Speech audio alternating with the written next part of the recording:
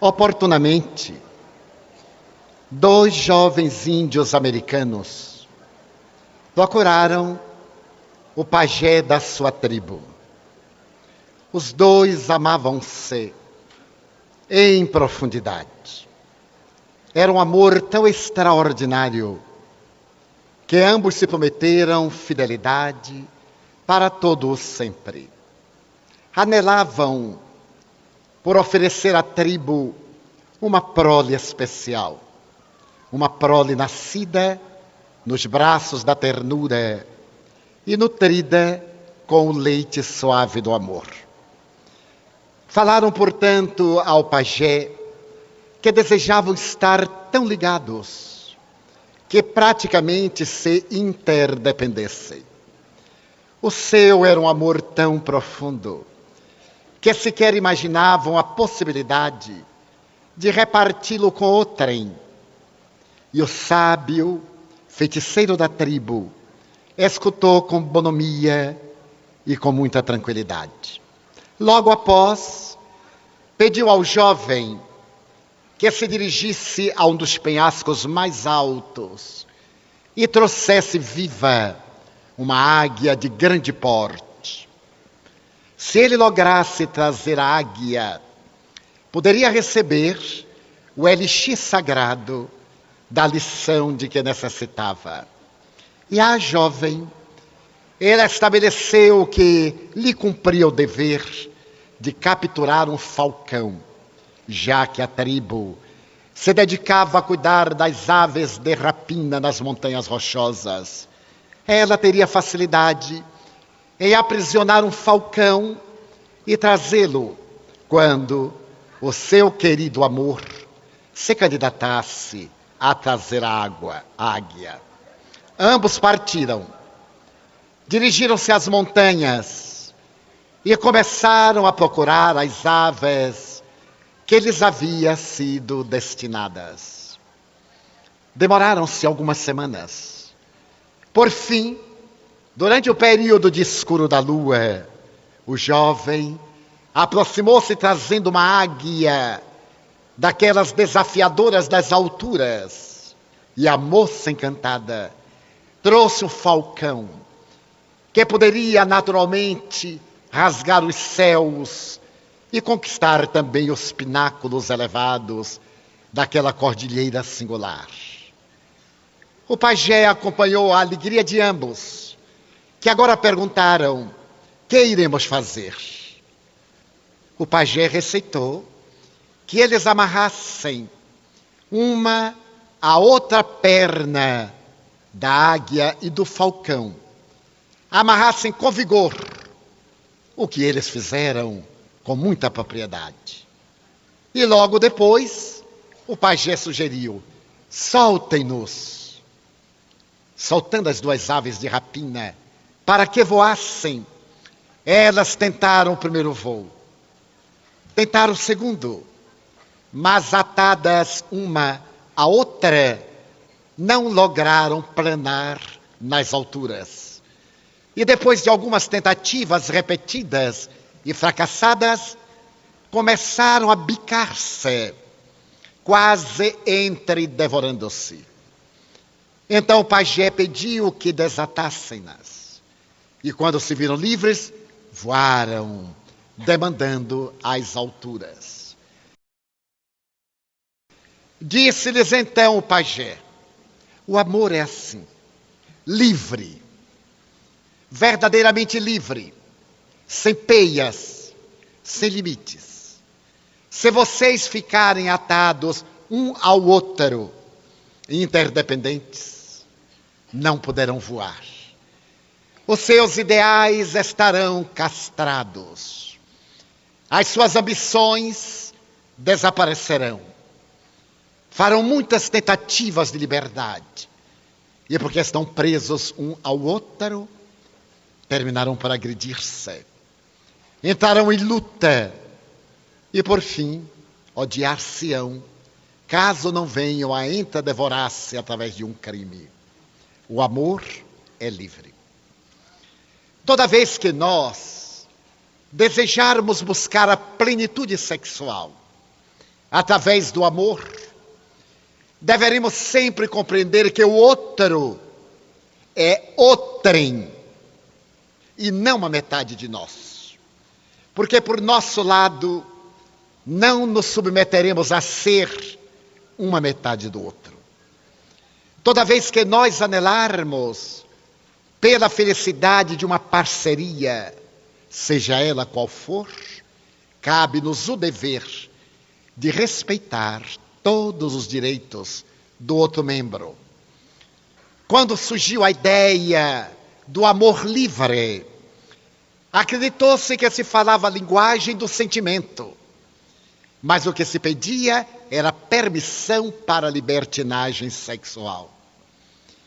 Quando os jovens na década de 60, na cidade de São Francisco, começaram a estabelecer parâmetros de amor livre na Universidade de Berkeley, o que eles desejavam era permissividade.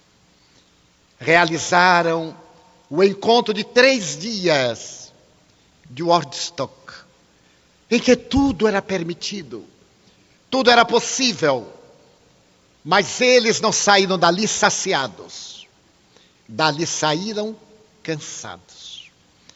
E logo depois, desejando repetir as experiências da libertinagem sexual, em nome da liberdade do amor, passaram à usança das drogas alucinógenas. Logo depois, de outras substâncias aditivas. E hoje, nós temos no mundo a presença da toxicomania, a dependência química, que vem destruindo as mais belas florações da sociedade. São poucos os lares que ainda não experimentaram a torva presença da toxicomania, que ainda não sofreram a agressão de um tormento de um filho, de um dos parceiros, de uma das quaisquer pessoas vitimadas por esse mecanismo devastador que, ao invés de constituir-se estímulo para a função, torna-se um mecanismo coarquitador dos mais terríveis. Então o amor sempre foi livre. Quando temos a capacidade, a maturidade psicológica de libertar a pessoa amada, não a submetendo às nossas exigências, nem aos nossos limites, às nossas frustrações, nem às nossas castrações. Então aparece como tormentoso condimento do amor, na área do relacionamento sexual, o ciúme, que nada mais é do que insegurança. A pessoa ciumenta não é uma pessoa que ama, é uma pessoa que tem muito baixa a autoconsideração, que tem em segundo plano a autoestima, que não se acredita credora dos méritos que atribui ao amor que se lhe acerca. E por medo de perdê-lo, a pessoa vigia e torna o ser amado alguém escravo da sua asa protetora, ou atado à sua perna, numa tentativa de querer voar. Quando nos referimos à necessidade de uma autoanálise para descobrirmos qual é a nossa função sexual na Terra, como exercê-la com liberdade, com afetividade, como sublimá-la, que é o outro departamento do amor. Propunhamos uma terapia que todos devemos fazer, com certa frequência. Nem procurarmos uma castração em nome da doutrina religiosa que professamos, porque isto é uma fuga. A divindade não nos exige castração de nenhum órgão. É uma herança medieval. É ainda o velho conceito de sexo, sob a denominação de imundo ou de pecaminoso, quando em realidade ele não é nem nobre, nem pervertido, senão quando nós lhe damos dignificação ou desequilíbrio. É uma função neutra ético-moralmente. O uso que ele dá é o espírito. Não é a função sexual que atormenta o indivíduo, exceto quando viciado. É a mente desajustada que produz estímulos innecessários, inconsequentes e inoportunos, e que a aparelhagem física responde de acordo com o direcionamento do espírito que somos. Por isso mesmo, o sexo vulgar, de ocasião, intempestivo, além dos danos que realiza em nossa postura psicológica, gerando insatisfação, produzindo em nós um estado de desrespeito pela vida e pela aparelhagem genésica, correspondendo àquele que come sem lavar as mãos, de uma maneira grotesca, que se alimenta selvagemente e, ao terminar, atira-se à cama como um ser inútil e ainda primitivo. O sexo de ocasião, sem responsabilidade, programado apenas para o prazer, produz essa sensação de corpo cheio de cansaço, mas não ser rico de plenitude.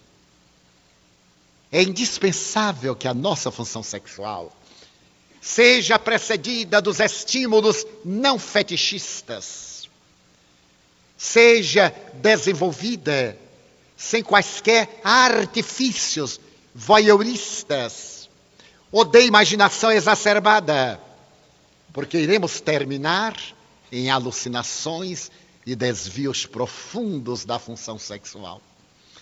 Ademais desses danos fisiopsicológicos, o órgão somente responde de acordo com o derivativo da mente.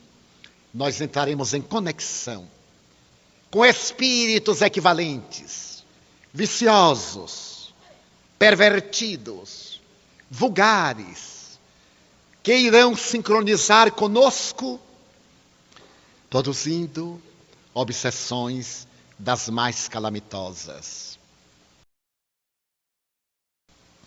No meu relacionamento humano, tenho encontrado os espécimes mais variados de desvios sexuais, produzindo obsessões infinitamente perturbadoras. Tenho tido ocasião de ouvir pessoas com dramas lancinantes, sem saberem que conduta seguir.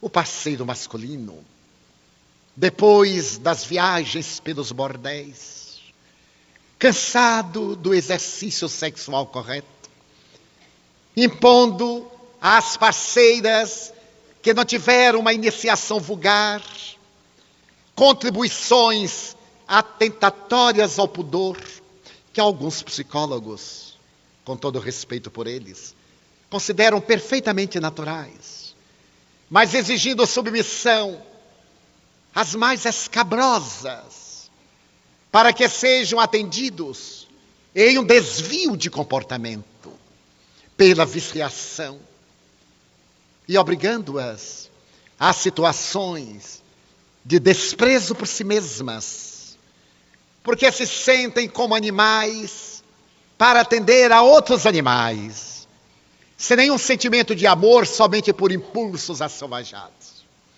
E perguntam o que fazer. Ninguém, numa saudável terapêutica, que possa dizer ao outro o que fazer. É uma questão de consciência pessoal. Porquanto só a pessoa sabe se pode viver sem o parceiro exigente e vulgar. E é que naturalmente irá de degrau em degrau a aberrações mais calamitosas, até o absurdo de expressões sadomasoquistas. Ferir-se e ferir, para poder experimentar sensações. Ninguém poderá dizer até onde a criatura poderá comportar-se desta ou daquela maneira, porque são opções do relacionamento íntimo. Mas sempre vale considerar que é necessária uma disciplina bastante rigorosa, não para que outros se corrompam, mas para que aquele que tem um desvio da libido se corrija, procurando auxílio especializado. Nada tem a ver com o órgão. A função é psicofísica, é da alma. E se a alma está devastada pelos conflitos, a mente capta principalmente o sistema nervoso central e as glândulas endócrinas. E irão responder conforme a conduta desse indivíduo. Torna-se indispensável uma terapia muito cuidadosa para que o indivíduo redescubra a sua sexualidade de uma maneira correta e proveitosa, saudável e planificadora. E não há outro mecanismo senão a disciplina.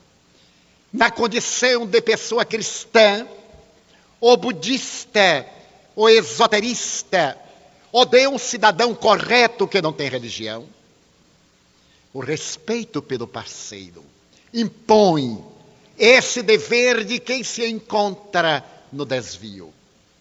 Não poderemos esperar que o desvio seja o estado saudável, nem aguardar que as pessoas saudáveis submetam-se às exigências do desvio por falsas necessidades da mente atribulada.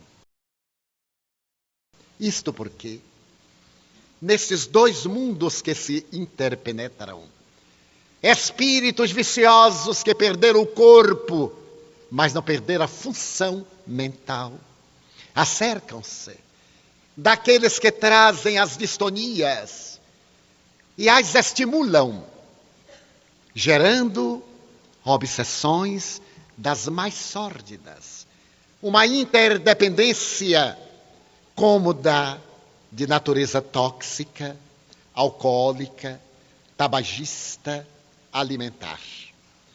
Os espíritos são as almas dos homens, desvestidos de matéria. A morte não os santifica, não os degrada. Desvelam-nos. Estamos velados pela matéria. A morte tira o velário sob o qual nos ocultamos. As necessidades que cultivamos no plano físico, se elas criaram condicionamentos emocionais, elas prosseguem no espírito depois da morte. Visitando bordéis, aqui em Salvador, para atender a mulheres que nos solicitaram socorro, especialmente na área histórica do Pelourinho. Não poucas vezes, ao entrarmos nos edifícios em que se entregavam ao nefando comércio da insensatez, defrontávamos as mais torpes apresentações espirituais. Espíritos que se metamorfosearam, perderam relativamente a forma perispiritual e se imantavam como verdadeiros polvos sobre a área do cerebelo, descendo pela espinha dorsal daquelas pobres meretrizes que no conúbio com outros parceiros transmitia-lhes as mesmas energias, ou propiciavam que aqueles sugadores de energias transferissem-se para aqueles que passavam a manter a coabitação de impulsos, mas destituída de sentimentos.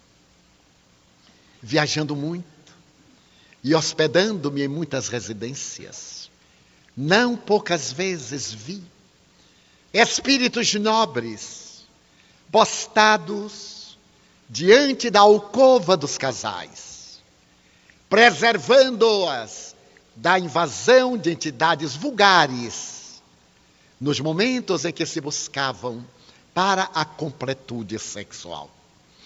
Mesmo aqueles que vêm em tarefa reencarnacionista, trazendo espíritos para o futuro cometimento, inspiram os cônjuges, os parceiros, a um relacionamento.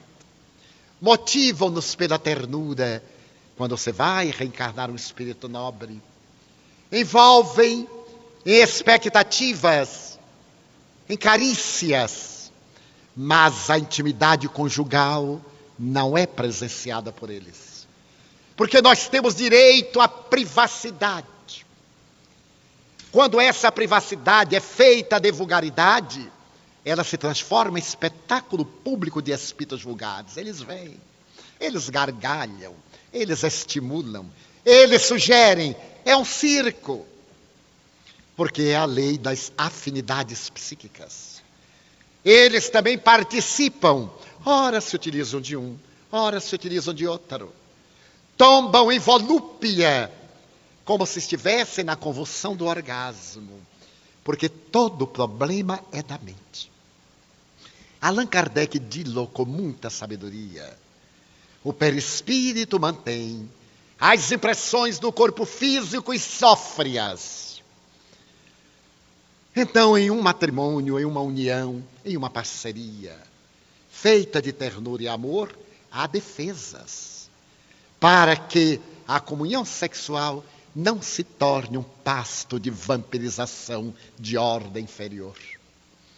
Mas também, nesses bordéis, enquanto atendia a algumas sifilíticas, outras tuberculosas, outras enlouquecidas, podia ver que mesmo nesses atrolugares de desesperação, vez que outra, raiava uma claridade específica de espíritos nobres, vindo trazer a reencarnação, entidades que necessitavam daquele meio hostil e pernicioso, para recomeçarem a marcha sob o assodar de muitas aflições. Mas a mim me espantaram muitas vezes durante a juventude esses ambientes indefiníveis para os padrões da terra, soturnos, com odores pútridos, da eliminação da sudorese, entre aspas, perispiritual, das entidades ali perturbadoras, enquanto as pessoas exauridas, e algumas delas desvitalizadas, não pela perda da energia glandular, porque não experimentam nada, mas a perda do tônus vital, do fluido que os espíritos sugam naquele momento do comércio infeliz. Mas não apenas.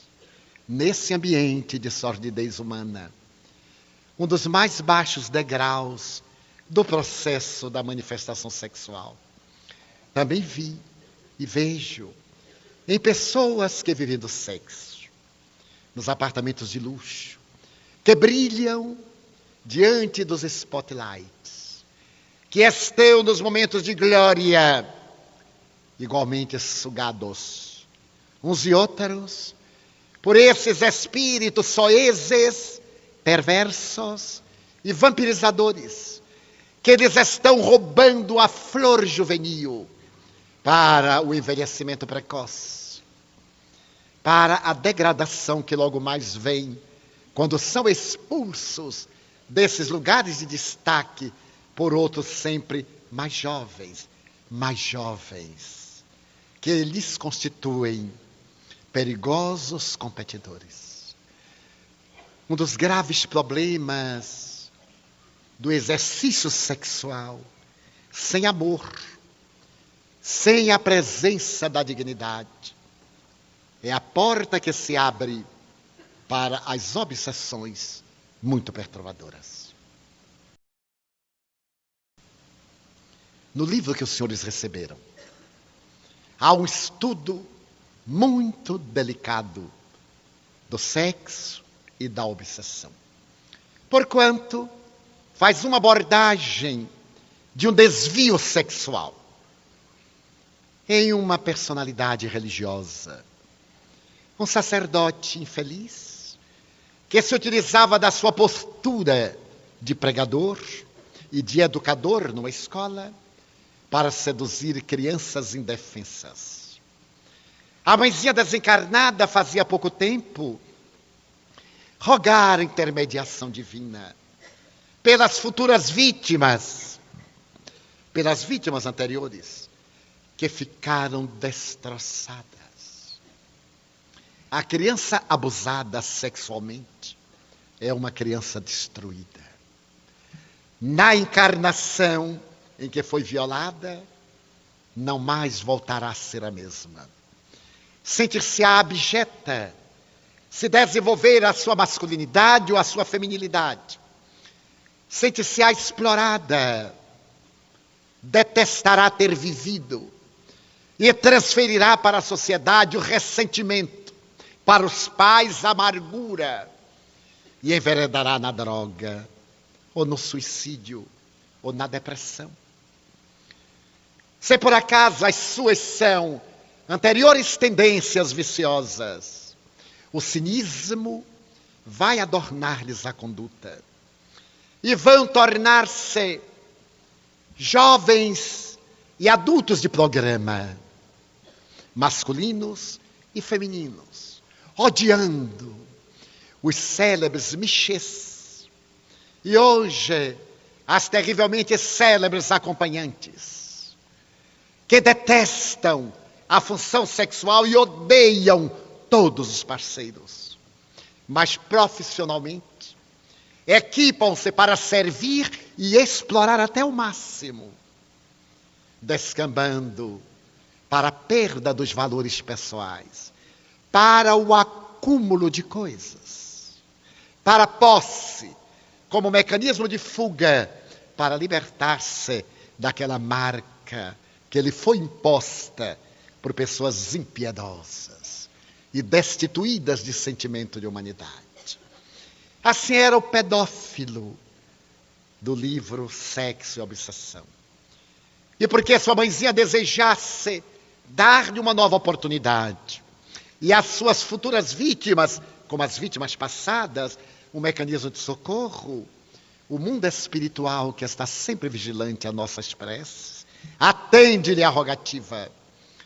E espíritos de alta estirpe designam uma comissão, capitaneada por um ex-médico sexólogo, para que, ao lado de outros espíritos, venham analisar in loco o drama do jovem sacerdote, as consequências e, por extensão, trabalharem em uma psicoterapia curadora e ensejar-nos uma psicoterapia preventiva.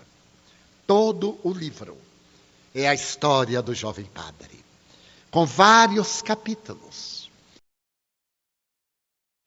Porém, o que eu desejava ressaltar no seminário, já que os senhores irão ler a obra, é que, por sua vez, esse jovem era vítima de uma entidade perversa e degradada, que residia numa região infeliz do mundo espiritual mais baixo, que André Luiz chama umbral, que os católicos e protestantes, os católicos chamariam de purgatório, os protestantes chamariam de inferno, ou as regiões baixas da tradição mitológica.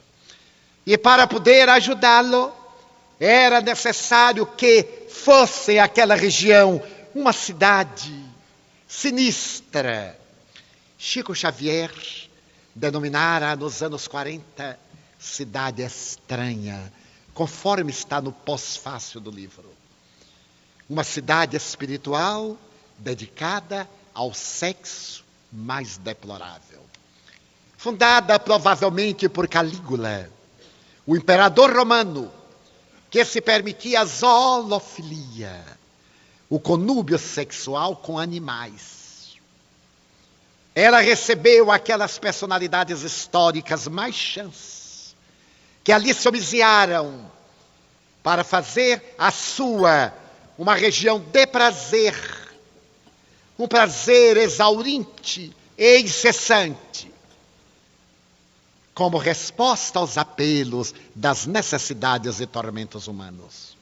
E os benfeitores espirituais conseguem visitar esse antro de perversão e acompanhar o desfile da vulgaridade e da vilania, porque tudo nessa cidade evocava os sexos das criaturas humanas em aspectos aberrantes, devastadores, com todas as anomalias imagináveis. Entre aqueles que governavam a área pestilenta, destacava-se uma personalidade que ficou histórica e que a posteridade perpetuou-lhe o nome através de um grande psiquiatra que lhe derivou do próprio nome a palavra da perversão. O Marquês de Sade, o sadismo. O Marquês de Sade era uma personalidade que governava a grande área dessa cidade. Mas era também o espírito que se nutria psiquicamente do jovem padre, que por sua vez se alimentava sordidamente da inexperiência infantil, seduzindo crianças, explorando-as e pervertendo-as. As entidades vão visitar o Marquês de ascendentes nobres. Ele era conde e marquês.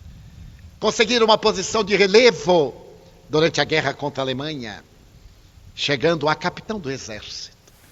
Mas a sua mente perturbada vem agir no seu comportamento sexual desvairado. E ele se volta contra a religião dominante, usando não poucas vezes o crucifixo para romper o ímen de jovens que ele seduz a peso de ouro e realizar as mais dantescas e inconcebíveis perversões sexuais. Vivia em Paris, no período napoleônico, portanto, a partir de 1802, uma célebre cafetina. Nos arredores da banlieue, mantinha um bordel de luxo. Madame X. Aqueles soldados cansados e militares exauridos das guerras interminas de Napoleão, refugiavam-se naquele antro para realizarem o relax.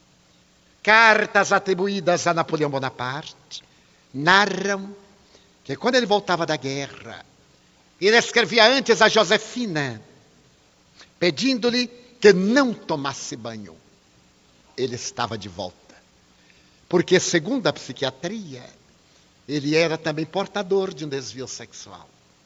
Aquele que as pessoas elegem outras imundas. O estímulo olfativo está na degradação da higiene do parceiro. Como na necrofilia, praticar o ato sexual com cadáveres. E outros, ainda mais hediondos, com dejetos, em que os parceiros se submetem às funções biológicas, e é nesse antro de imundícia que o indivíduo sente os estímulos para o que deveria ser uma função perfeitamente normal. É o capítulo das aberrações, que não tem limite, porque a mente humana não tem limite.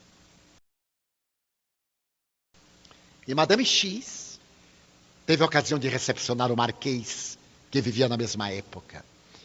E na sua casa sórdida, o Marquês instala no porão uma área para sexo com animais. E estimula a Madame X. Há uma vinculação. Desencarnam. Ele vai para as regiões que lhes são pertinentes por sintonia. Madame X vai para regiões de dor, onde é flagiciada pelas suas vítimas, porque ela havia trabalhado para oferecer carne moça, como diz A tradição cínica do sexo vulgar. Bode velho exige capim novo. Carne moça para os velhos depravados e cansados. Sem estímulos. Os estímulos seriam as afrodisíacas crianças, quando os afrodisíacos tradicionais, mais placebos que reais, deixaram de exercer a sua função. E é essa Madame X que se reencarna 2 vezes para diminuir a carga dolorosa dos crimes perpetrados, que virá na indumentária do jovem sacerdote Mauro, que se vai refugiar na religião para poder fugir ao conflito sexual.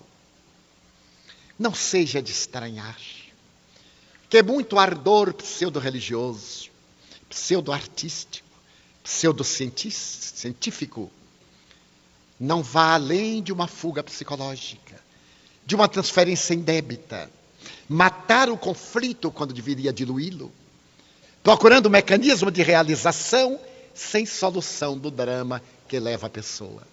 Como os limites humanos são muito relativos, a vítima chega um momento que não suporta e vai atender à paixão exorbitante que a vida inteira a crucificou em silêncio, causando os escândalos, os espantos, porque a nossa mente normal, conforme definimos no começo, não teria como entender esse transtorno de profundidade de uma criatura devastada emocionalmente.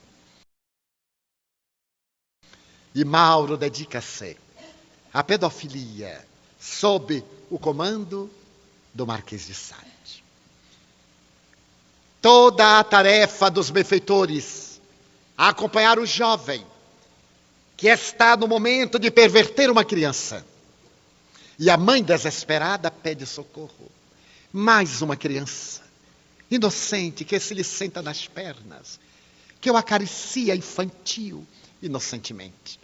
Ele vai cometer um crime agora. Os benfeitores visitam-no, captam-lhe o pensamento vulgar e a inocência da criança entregue às suas carícias infelizes. E tem apenas uma alternativa: trazerem a diretora do colégio para que surpreenda. Abrindo um parênteses. Quantas vezes nos acontece um mal que é um grande bem? Estamos fazendo algo incorreto e alguém nos surpreende dizendo, mas que desgraça. Devemos dizer que bênção. Porque apesar de nos desvelar, de nos desnudar, evita essa coincidência que nós mergulhemos mais fundo no pantanal do desequilíbrio. E a diretora que estava chegando à classe, inopinadamente para. Quantas vezes acontece com todos nós? A intuição. Vamos andando para uma coisa, e como se escutáramos nos refódios da alma algo singular, dizemos, bem, eu vou fazer outra. E vamos, surpreendemos algo desagradável, encontramos alguém querido, enfim. Temos uma resposta palpável de que somos teleguiados pelos espíritos. Ela vê a porta da sala fechada, e aquilo causa-lhe estranheza. Ela toma da servente a chave mestra e abre intempestivamente. E ao abrir, defronta-se com a cena preâmbulo da tragédia orgíaca que Mauro havia preparado. Então ela dá um grito e fica petrificada. Ele justifica-se, não é o que a senhora está pensando. Consciência de culpa. Ele não podia imaginar o que ela estava pensando, ele é que estava pensando. É assim que nós fazemos, transferimos a nossa culpa para os outros. Não é o que você está pensando, não. É só ele perguntar, o que você acha que eu estou pensando? Ainda não estou pensando nada. Estou hebetado, eu vou pensar depois. Ela o expulsa e começa agora toda a terapêutica que os senhores irão ler no livro. Mas aí na obra, a sublimidade do amor atinge momento esplendoroso, quando o Marquês é atraído pelos espíritos nobres para uma instituição onde se submeterá a uma terapia de reequilíbrio para ouvir a sua primeira vítima, a jovem que foi atacada com crucifixo. A outra que foi dilacerada. E saiu a correr e a gritar e a pedir socorro. O que o levou pela primeira vez ao cárcere. Ele foi condenado à morte 3 vezes. 3 vezes a influência da família nobre conseguiu libertá-lo. Esteve na Bastilha. Participou dos momentos revolucionários. Em suma, uma vida de negrumes e de misérias. Então, nesse momento em que ele está recebendo a terapia, o amor, os espíritos não têm como arrancarem aquele psiquismo de mais de 200 anos de selvageria sexual. Fora a anterioridade que o faz reencarnar como Marquês e Conde Alphonse Francisco de Sade. É nesse momento que um espírito de alta hierarquia, convidado pelos benfeitores, adentra-se na sala. Eu vi a cena de uma beleza incomparável, porque faz-se acompanhar Maria Leonora, sua mãe na última encarnação, como Marquês de Sade. E o antigo abade, que ele foi o preceptor, que ele foi o conselheiro espiritual, a que ele desdenhou, humilhou muitas vezes. E ela se adentra, ele a vê, e ela o chama, como convocava na infância. Donácia, Alfonso, meu filho. E começa a cantar uma balada de ninar. A voz angelical vibra no ambiente da sala. Os espíritos comovem-se. E ela, em traje do século XVIII, avança cantando e diz-lhe: quanto responsável também me sinto por não haver sabido educar-te quanto devera.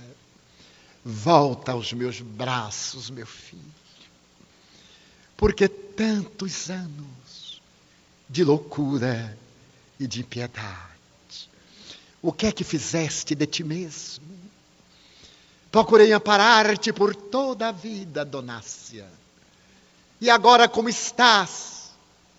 É o coração de tua mãe que te fala.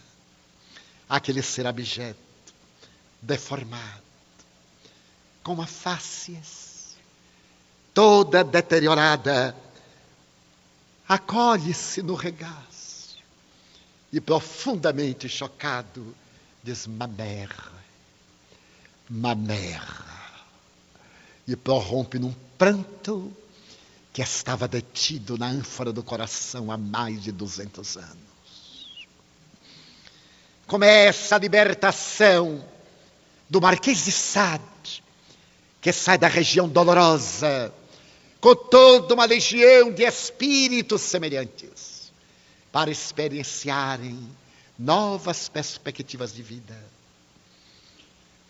E Maria Leonora, sua mãe abnegada, com o sacerdote que lhe era conselheiro espiritual, despedem-se e programam a reencarnação do filho, para que volva à terra, na demência, na imbecilidade, numa neutralidade sexual, com o corpo atenazado por deformidades que ele imprimiu ao perispírito, a fim de esquecer por um longo período e ficar escondido dos que o odeiam e viriam tentar matá-lo para que não tivesse êxito a sua reencarnação.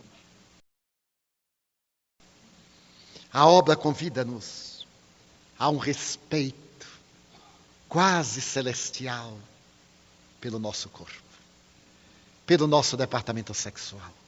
Como cuidamos da vista, da audição e da inteligência, do estômago e das vias respiratórias. O sexo é departamento divino que está inspirando-nos uma imensa ternura, um grande respeito e um grande carinho.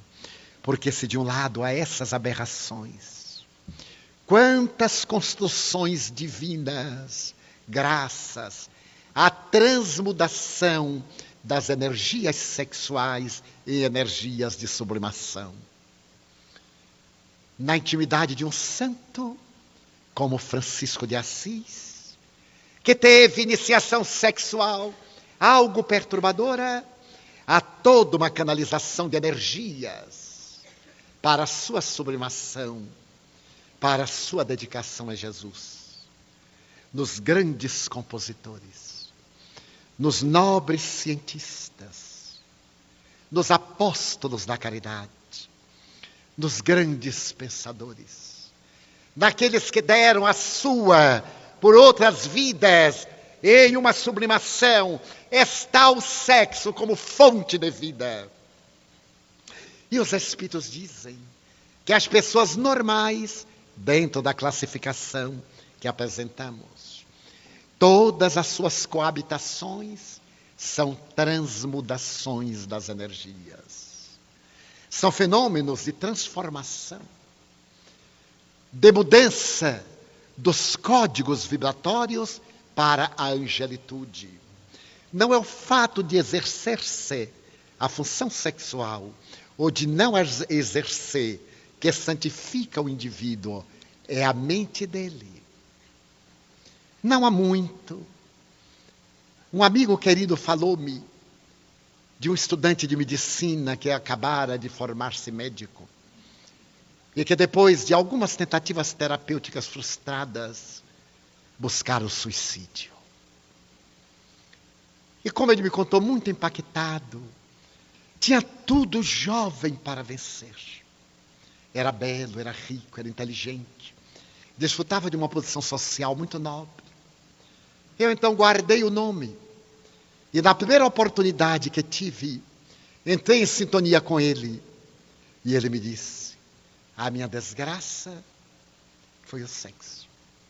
Matei-me porque eu tinha aparelhagem, mas não tinha senão a função escritora. Era impotente. E a vida centralizou na minha mente como sendo esta a única razão de ser. E como eu não a podia fruir, então matei-me. Mas não morri. Ele havia vindo nessa função neutra, sem a função específica para poder educar-se. É assim a lei. Toda função perturbada retorna limitada para disciplinar. Toda função que foi desrespeitada retorna em carência para poder corrigir. É a lei universal. Qualquer tentativa de enfrentá-la de forma violenta é nada mais do que complicar a própria existência, porque ela aí está para nos reeducar. Basta mudar o direcionamento da mente. É somente exigível que troquemos de meta, a princípio com alguma dificuldade, porque é uma função disciplinadora. Depois, com um pouco de coragem e esperança, e por fim, com naturalidade. Agora ele teria que carpir os anos que cortou. Voltará deformado pelo crime que se praticou e volverá em segunda vez com a função bloqueada para respeitar os códigos divinos. Por outro lado, uma paciente portadora de uma cefalgia dolorosa procurava um médico e nenhuma terapia que ele lhe orientava dava resultado positivo. Por fim, depois de um largo jornadear pelos gabinetes médicos, ela terminou por confessar que o seu drama era de outra natureza. Casada com um homem que não consumou o casamento. Isto é de uma crueldade inimaginável. A pessoa sabe do seu drama e crucifica alguém para projetar uma imagem falsa numa sociedade que exige aparências. É um crime hediondo. E nunca tendo consumado o casamento, obrigava a um silêncio férreo sob ameaças dolorosas. E ela vivia nessa dicotomia, a necessidade biológica,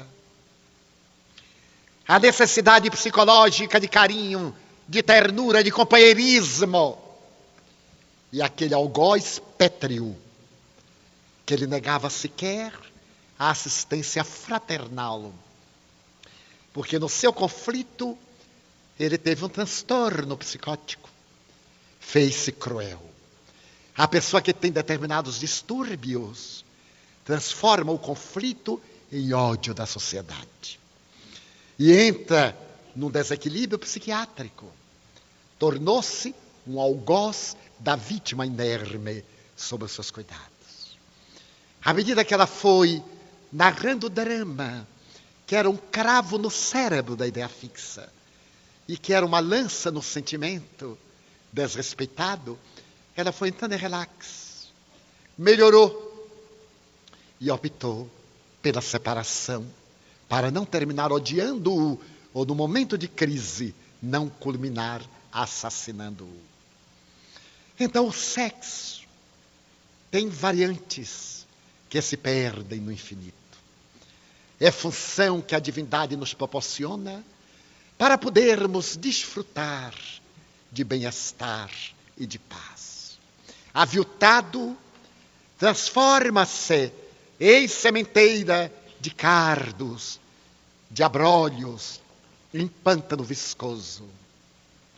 Direcionado para a saúde, converte-se em patamar de sublimação.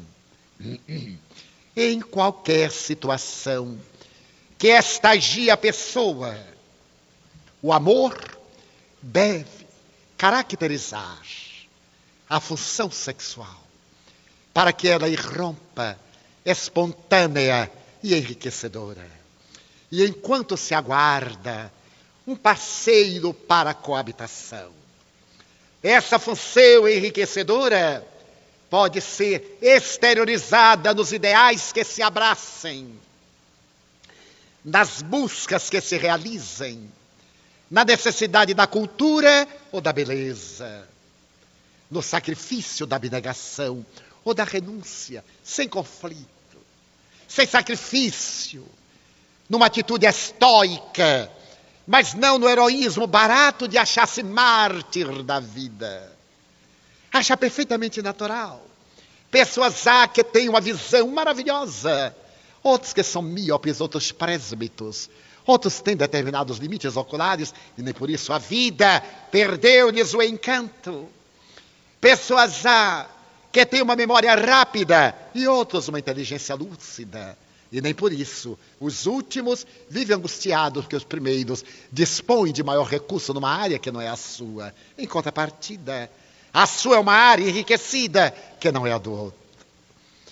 Cultivemos assim, no sexo, o psiquismo da divindade, pater mater, que através dos 2 últimos milhões de anos, desde a monera, na intimidade das águas tépidas dos oceanos, até o Homo sapiens sapiens, veio trabalhando as nossas funções para atingirmos a perfeição. A este salto quântico que estamos dando do homem sapiens sapiens ao homos tecnológicos, que abre agora o espaço para o homos noéticos, o ser do psiquismo, a criatura da intuição, a criatura que desvela o anjo que nele jaz, que nele o indivíduo jaz, para poder desferir o grande voo, sem ataduras, sem amarras, sem conflitos, na direção da paternidade divina, dizendo-lhe: Senhor, faze em mim a tua, que é a vontade da plenitude da felicidade.